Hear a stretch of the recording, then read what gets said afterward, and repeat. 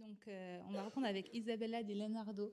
Donc, quand je parlais tout à l'heure de franchir les éléments pour venir jusqu'à nous, en l'occurrence, Isabella, vous arrivez de Lausanne. Et malgré la grève, nous avons réussi quand même à vous avoir aujourd'hui. Donc, merci vraiment d'être là. Donc, vous êtes coordinatrice du projet Venice Time Machine et chef de projet pour le projet Replica. Donc, vous allez nous présenter Chercher dans les grands corpus d'images à travers l'intelligence artificielle, défis et résultats. Merci encore.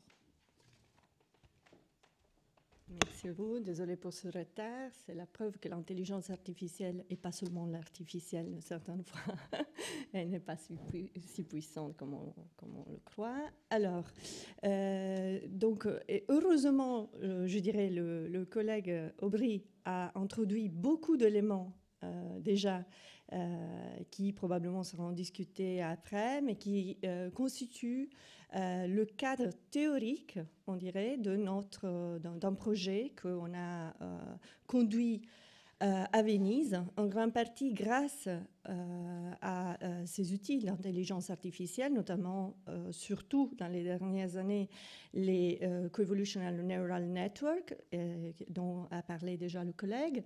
Et aujourd'hui, je vais vous présenter un cas spécifique d'application, donc un contexte vrai d'un projet qui essaye d'être un projet qui répond à des demandes, donc des questions ponctuelles de l'institution patrimoniale avec laquelle on a travaillé, mais aussi plus en général de l'histoire de l'art et des historiens, encore plus en général de l'exigence d'avoir des outils génériques, on dirait, pour approcher la question des similarités visuelles dans les images et aussi de comment on peut chercher dans des larges corpus ou corpora d'images et de collections de photographies.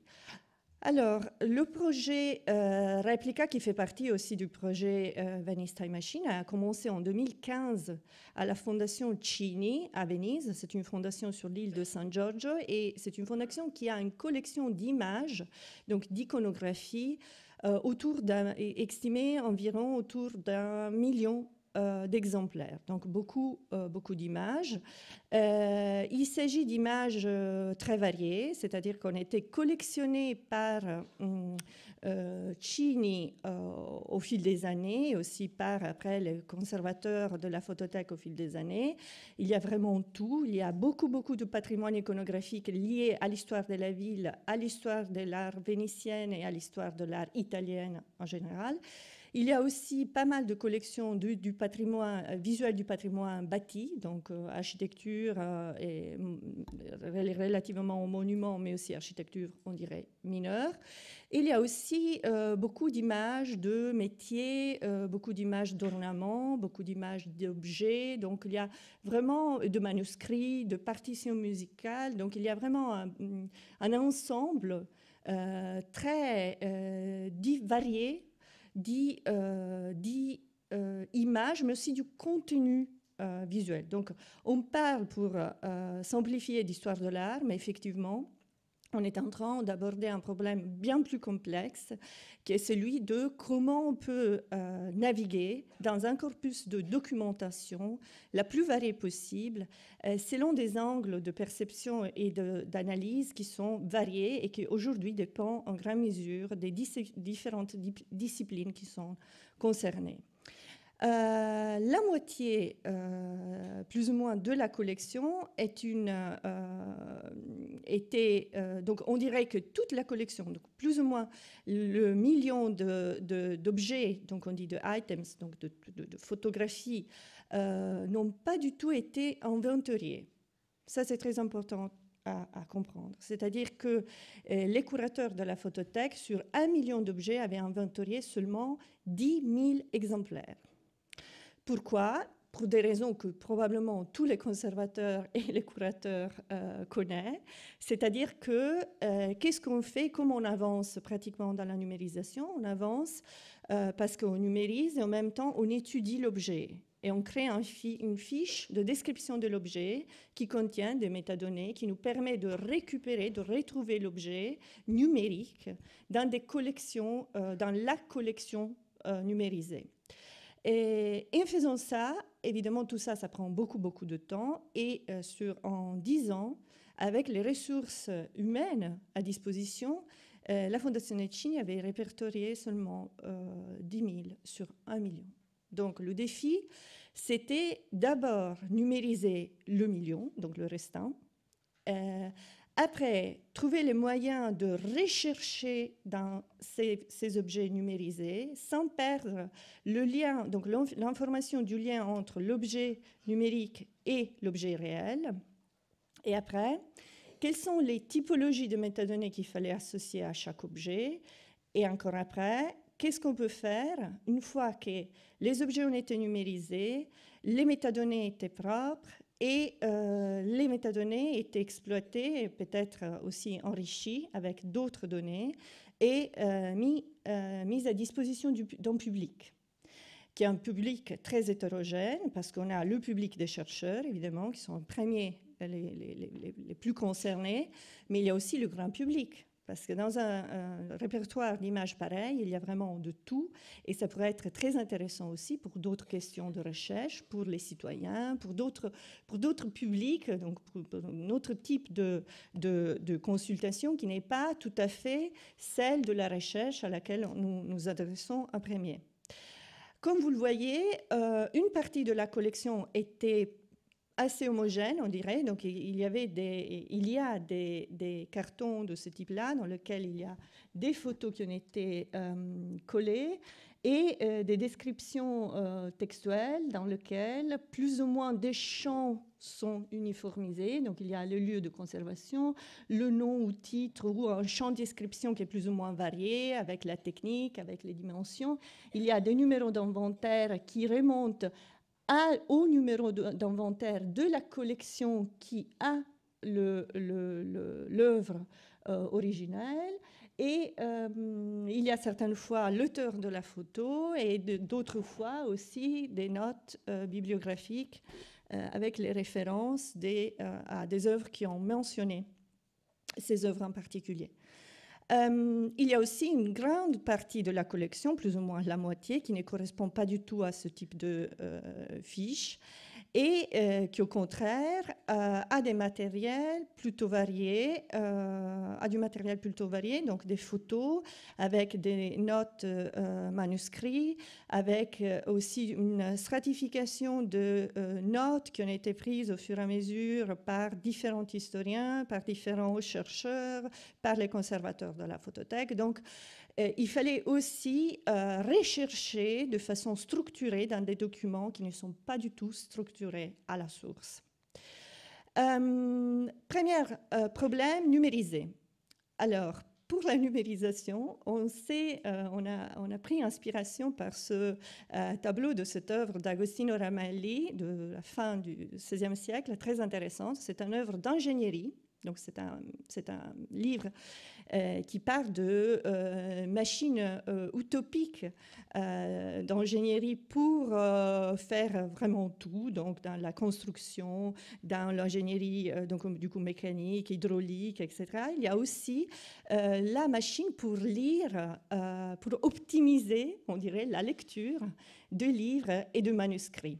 Et cette idée de ce mécanisme qui pourrait tourner et qui effectivement optimisait l'efficacité de la lecture et donc de l'apprentissage, ça nous a donné l'idée pour une vidéo, s'il vous plaît, pour une machine qui tournait et qui était capable de numériser aussi des formats différents, parce qu'on avait des formats A4, des formats A3, mais aussi des formats plus petits, avec une résolution très haute, donc une résolution standardisée selon les demandes des curateurs et des conservateurs, et qui était aussi capable en même temps de capturer des images recto verso, parce que ça aussi c'était très important, c'est-à-dire qu'il y avait des informations sur le recto, mais aussi manuscrits sur le recto des fiches et des papiers, et qui automatiquement générait des fichiers XML qui stockaient l'information, on dirait, brute relativement à la position archivistique de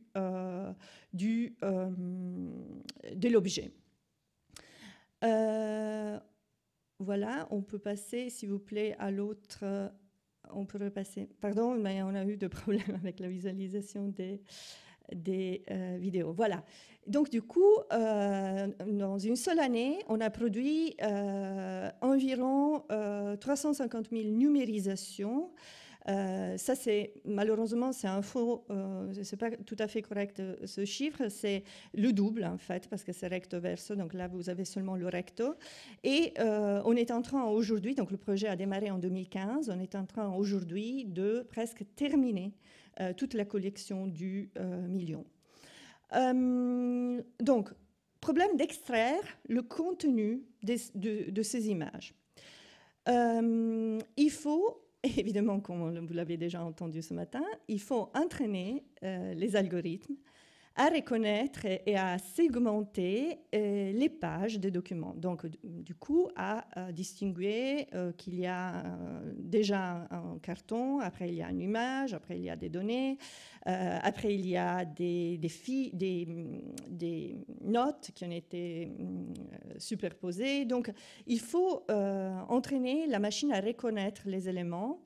Là, je crois qu'on a une autre vidéo, mais qui ne va pas probablement démarrer. Bon, c'est pas grave. Donc, du coup, le système d'entraînement, ce qu'on dit, le premier, c'est le système de segmentation de la page, a été un grand cas d'étude. On est en 2016. Vous devez penser que ce qu'on entend aujourd'hui sur le Coevolutional Neural Network, c'est très nouveau. Et en 2016, personne n'avait encore l'habitude à gérer cette technologie. Donc, on a commencé une thèse de doctorat, en fait, de mon collègue Benoît Séguin, c'est lui, avec une autre collègue, Sofia Oliveira, qui ont produit le premier DH segment. C'est ouvert, le code est disponible sur GitHub, et c'est ce code qui permet aujourd'hui de faire toutes ces opérations que vous avez vues dans la présentation du collègue Aubry, c'est-à-dire quand on a une page d'un manuscrit, on a 2 pages variées avec un certain nombre d'éléments qui sont visualisés, on peut les séparer et après on peut les labelliser. Donc on peut aussi entraîner la machine à reconnaître de quelle partie il s'agit et quel est son contenu. Et donc du coup, toute une série de cas qu'on a textés.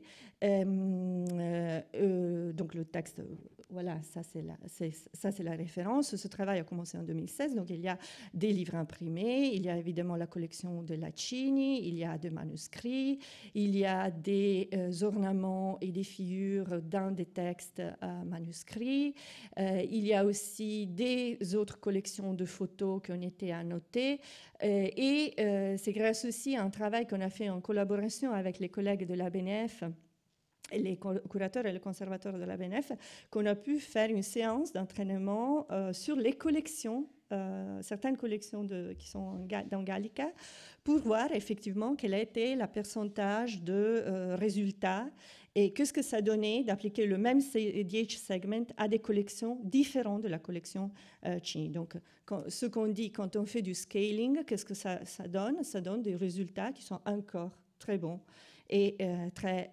performant. On peut aussi essayer sous d'autres documents, ici des documents qui relèvent du cadastre napoléonien à Venise, mais que du coup ça répond à une autre problématique que je ne peux pas illustrer aujourd'hui, et aussi évidemment tout ce qui est carte. Donc cette technologie, donc ces algorithmes qui ne sont plus naïfs, c'est-à-dire qui sont des algorithmes déjà entraînés sur plusieurs millions d'images désormais aujourd'hui. Donc c'est pas qu'on recommence from scratch pour réentraîner des algorithmes nouveaux sur des cas spécifiques. Et heureusement, ce sont des algorithmes qui ont déjà une certaine mémoire d'images appris. Et du coup, il nous permet de segmenter n'importe quel document ancien. Une fois qu'on a segmenté les documents, donc les fiches, on doit extraire les métadonnées. Donc on passe à travers un processus assez normal de ossérisation.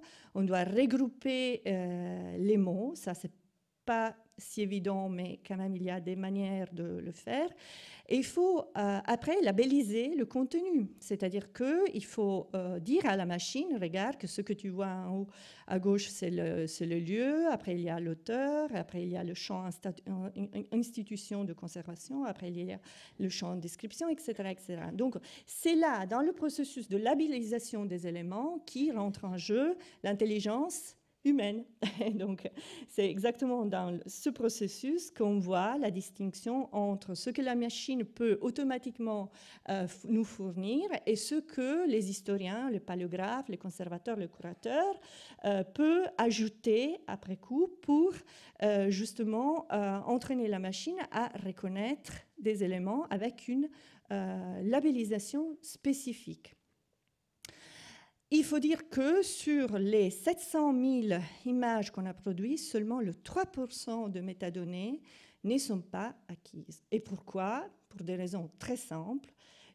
Certains défauts d'ossérisation, déjà à la source, donc dans la première partie qui est la partie d'ossérisation. Après, tout ce qui relève du fait que les métadonnées sont compliquées dans leur écriture, c'est-à-dire il y a centimètres, mais c'est mal écrit, ou centimètre est attaché au chiffre qu'on voit tout de suite après. Donc effectivement, c'est toujours, dans ce 3% rentre toujours des problèmes qui ne dépendent pas tout à fait de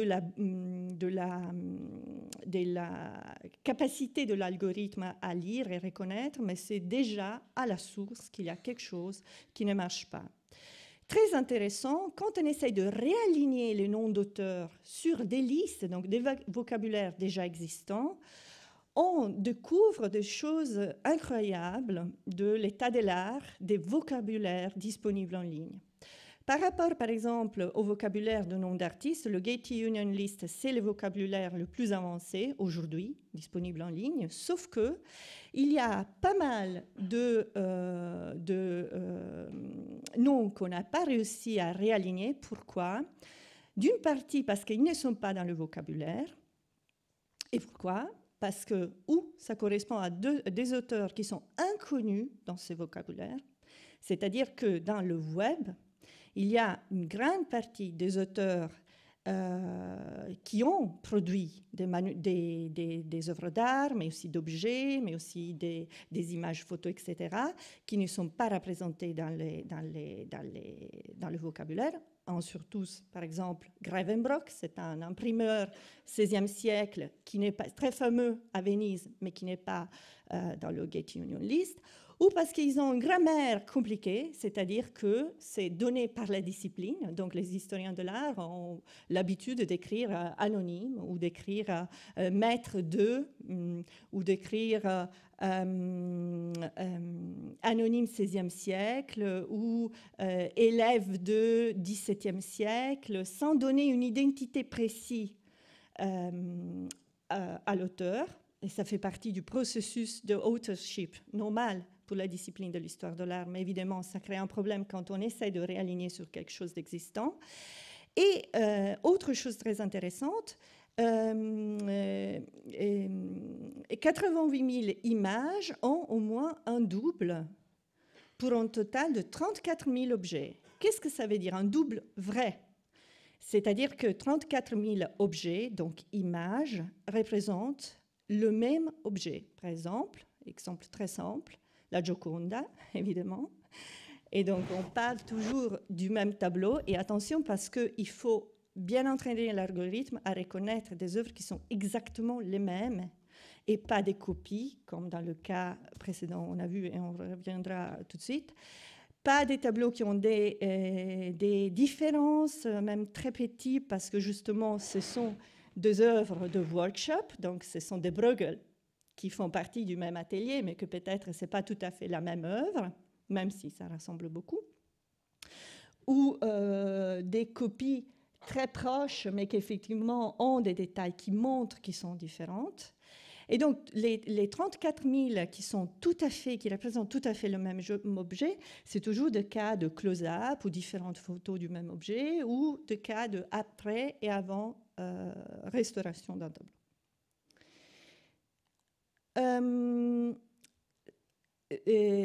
Botticelli, ça c'est un cas très sympathique qu'on a récupéré, c'est-à-dire que l'algorithme automatiquement a sorti plusieurs résultats. C'est tout à fait toujours dans les métadonnées, on voit toujours les métadonnées, sont les mêmes, Galleria degli Uffizi, la Flora, bon, il y a des petites différences dans l'intitulé, mais il s'agit toujours de la même œuvre, sauf que quand on regarde de près ce détail, il ne s'agit pas du tout de la même image. Quelque chose est passé, et donc ce n'est pas à la machine de répondre et de dire qu'est-ce qui s'est passé entre-temps, mais du coup, ce sont les conservateurs, le curateur et les historiens qui s'aperçoivent de ça et qui essayent de trouver une explication de pourquoi il y a des éléments qui apparaissent ou disparaissent selon les reproductions. Donc vous voyez, tout ça, l'indexation faite à travers la similarité visuelle des images, ça permet de sortir des exemples qui après doivent être étudiés. Et que les historiens ne pouvaient pas sortir à la main sur 1 million d'objets, dispersés dans des tiroirs différents, indexés par lieu ou par auteur ou par titre. Et donc, qu'est-ce qu'on découvre aussi? On découvre que 1340 de ces objets ont des métadonnées qui ne sont pas cohérentes, pour des raisons aussi historiques intrinsèques à la collection, c'est-à-dire qu'au fil des années, on collectionne des œuvres, des photos d'œuvres d'art auxquelles les curateurs et les historiens donnent des attributions différentes, ou pas simplement parce que les attributions changent, parce que les historiens, à un moment, changent d'idée et changent d'attribution, ou simplement parce qu'il y a des fautes.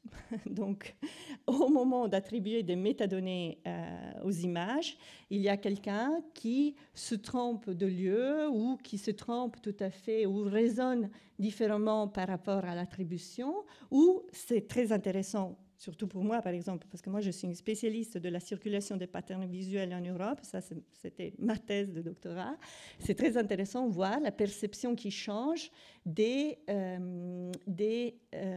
titres et donc des sujets. Ça c'est un cas très simple, mais il y a des cas bien plus compliqués. Aussi, certaines images étaient au contraire associées par erreur au même objet, donc c'est-à-dire qu'on pense que un même tableau, c'est tout à fait le même, et donc les curateurs, les conservateurs ont attribué les mêmes métadonnées, mais ce n'est pas le même du tout. Et c'est ce cas de Atelier de Mantegna, où on a superposé deux images qui semblaient, à un premier regard, tout à fait les mêmes, mais qui ne le sont pas du tout. Un autre cas est Greco, très intéressant. Ça semble le même tableau, mais il n'est pas. Et aussi peintre flamand, donc, où on voit le papier, par exemple, là sur la gauche, qui disparaît. Donc ça, ce sont des cas très intéressants de non-cohérence dans les métadonnées qu'on a découvert à travers l'image. Question des tableaux d'atelier. Donc, quelle est la différence dans tous ces tableaux? Qu'est-ce que ça veut dire la circulation de l'image? Qu'est-ce que ça veut dire la propagation d'un motif? Ça, c'était un cas d'étude spécifique qu'on a essayé de développer sur la collection. Et du coup, on a entraîné le réseau de neurones. Donc, c'est là qu'arrive un entraînement ponctuel sur une question historique, qui est une question de recherche. Qu'est-ce que je cherche quand je cherche la similarité dans tous ces tableaux de Tiziano, où il y a des éléments qui reviennent, mais de façon différente, dans des contextes très différents. Donc là, on a mis en évidence les éléments qui sont des éléments importants pour les historiens, justement pour reconnaître la différence entre les œuvres, et qui sont aussi des éléments importants pour la machine, pour effectuer un entraînement, on dirait, propre par rapport à la recherche ponctuelle d'éléments de similarité. Et on découvre, et là je crois qu'on a une vidéo, que par exemple sur un sujet comme la Vénus, qui commence en 1504-5, premier tableau peint par Giorgione, et qui va générer plein de patterns différents, donc une propagation incroyable qu'on a entraîné la machine à reconnaître avec une invariance de style. Attention, parce que normalement, les algorithmes de CNN, il faut les entraîner pour avoir une invariance de style. Ce n'est pas évident du tout, donc au fil du temps. De couleurs, donc noir ou blanc, couleurs et différentes couleurs. De posture, un petit peu. Et aussi de miroir, c'est-à-dire de position sur la droite ou sur la gauche. Et du coup, on peut générer, là vous voyez la vidéo, mais effectivement, on peut générer ce qu'on appelle, on a appelé pendant toutes ces années de recherche le morphographe, c'est-à-dire un grand graphe qui lie ensemble les similarités visuelles avec une distance aussi, parce que la machine suggère une distance, c'est-à-dire qu'elle va suggérer qu'il y a une Vénus qui est plus proche de l'autre, pour X raisons liées à la composition de l'image, et il y a aussi des Vénus qui sont plus distants. Et on peut chercher dans ce corpus, en essayant d'ajouter ou de soustraire les éléments qui, pour notre recherche, sont plus pertinents que d'autres. Il y a aussi un autre exemple de vidéo de recherche. Quand on cherche, donc là vous voyez en fait l'implémentation déjà dans le moteur de recherche. S'il vous plaît, il y a une vidéo. Dans un moteur de recherche par similarité visuelle, donc je suis par exemple intéressée à la Lucrezia, donc à ce sujet, donc déjà je pointe vers une iconographie précise. J'ajoute, vous avez aussi la possibilité de soustraire les éléments qui ne matchent pas à votre avis. J'ajoute le terme de Lucrezia et je retrouve pas mal d'images. Attention parce que là je vois déjà une Leda et une Cléopâtre qui ont exactement la même posture. Ça, c'est très intéressant pour les historiens parce que si on fait des recherches textuelles à travers les métadonnées, on ne retrouve pas ces différences de posture associées à différents sujets. Et après, j'ai la possibilité aussi de chercher, par exemple, là, on est sur Leonardo da Vinci. Il y a les métadonnées qui sont aussi des métadonnées inférées, par des autres vocabulaires. Il y a aussi la chronologie, donc on peut aussi chercher par chronologie. Là, je suis intéressée au thème des enfants dans les tableaux et je sors toute une série très intéressants d'exemples sur la propagation du motif et des enfants en train de se donner un bisou. C'est un motif produit pensé par Leonardo, et après qui a une grande propagation, surtout dans les Flandres. Et donc, il y a Oggione, donc il y a des léonardesques, mais il y a aussi pas mal de flamands, Jos van Cleef, et il y a aussi des anonymes, etc. Donc, et voilà à quoi ça sert, essayer de rechercher par image et pas par texte. Ça, c'est une grande différence que dans les prochaines années, l'intelligence artificielle va nous amener et va amener dans les collections d'images et d'œuvres d'art et dans les collections patrimoniales. Il y a encore une vidéo, je crois, après. Oui.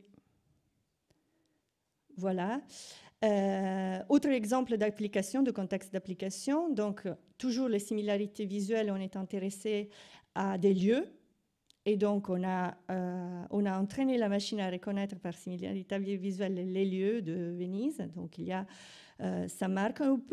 Si on labellise les images avec le nom de lieu de façon automatisée, on peut tout de suite replacer les images concernant un lieu précis sur la carte. Et ça de façon automatique. Donc ça aussi, c'est une autre manière d'aborder la question de comment on recherche des images à travers l'espace. Ça, c'est entre guillemets vite fait, parce que ça suffit d'associer une base de données de lieux, donc cartographique, à les labels des lieux qui sont dans les collections des images. Et après, on a terminé, on a encore une vidéo, je crois, s'il vous plaît. Voilà, le cas de San Marco. Et donc, on cherche la place de San Marco. Évidemment, si je fais une recherche textuelle, je sors tout dans la collection. Je sors aussi des vrais San Marc. Mais si je suis intéressée au tableau de Canaletto, par exemple, je peux trouver évidemment toutes les similarités et donc tous les tableaux similaires. Je peux reparcourir l'histoire de ce motif iconographique, donc la vision de la Piazza San Marco. Je trouve aussi d'autres points de vue dans d'autres tableaux, ici Francesco Guardi, et je peux aussi choisir en détail. Donc, ça, c'est très intéressant par rapport à l'histoire de l'architecture. Je suis intéressée au motif du campanile vénitien, on dirait, dans un style vénétiano de San Marco, et j'essaye de retrouver la propagation de ce motif. Évidemment, dans cette collection qui est très orientée, donc dans le dataset initial, on a beaucoup d'images du campanile de San Marco dans son contexte, mais si on avait un dataset plus élargi, plus grand, avec plein d'autres motifs et photos à l'échelle européenne, ou aussi, je pense par exemple, il y a un célèbre campanile à New York, par exemple, qui reprend exactement le campanile du San Marco. Potentiellement, je peux le retrouver. Il y a encore une slide, je crois que c'est tout. Peut-être, voilà, juste pour conclure, donc ça c'était vraiment le début. Replica, c'était le projet, on dirait, pilote, à l'avant-garde par rapport à la recherche par image dans des grandes collections de corpus. Aujourd'hui, très concrètement, les conservateurs et les curateurs ont un index, donc ont l'inventaire de toute la collection, parce que toute l'extraction de métadonnées assortit un CSV avec tous les éléments qu'il leur faut, et ils peuvent tranquillement, petit à petit, les reprendre, les étudier avec l'aide de la recherche textuelle et l'aide de la recherche par image. Merci beaucoup.